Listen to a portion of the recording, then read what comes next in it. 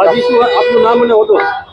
હું આમ આદમી પાર્ટી રાજકોટ શહેર પ્રમુખ દિનેશ જોશી. આજે ખાસ કરીને આ હેલ્મેટને લઈને એક આપણે વિરોધ કરવાનો છે. શું વિરોધ? આજે 8 તારીખે હેલ્મેટનો જે કાયદો લાગુ પડ્યો છે એનો અમે સખત વિરોધ કરીએ છીએ.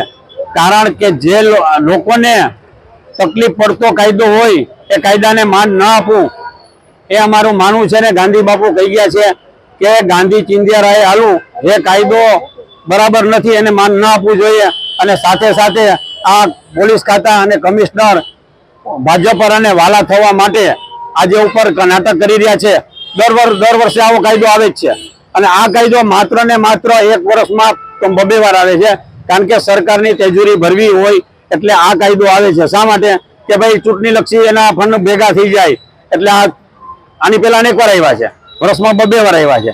હવે હું તમને એક વાત કરું, હેલ્મેટથી ઘણી તકલીફો થાય છે લોકોને. સાઈડમાં દેખાતું નથી. પેલા ખાડાનું કરો, રાજકોટમાં કેટલો દારૂ વેચાય છે, દારૂ પીને લોકો માથે ગાડી ચડાવી દે છે. હવે તમને કહું કે મેં કમિશનરને મળ્યો હતો, પોલીસ કમિશનરને કીધું, મેં તો સાહેબ અમે વિરોધ કરીએ છીએ, ચાલો અમે વિરોધ નહીં કરીએ, તમે એક લેખિત આપો કે હેલ્મેટ પહેર્યો હશે એનું મૃત્યુ થશે તો જવાબદારી અમારી, તમે આપશો?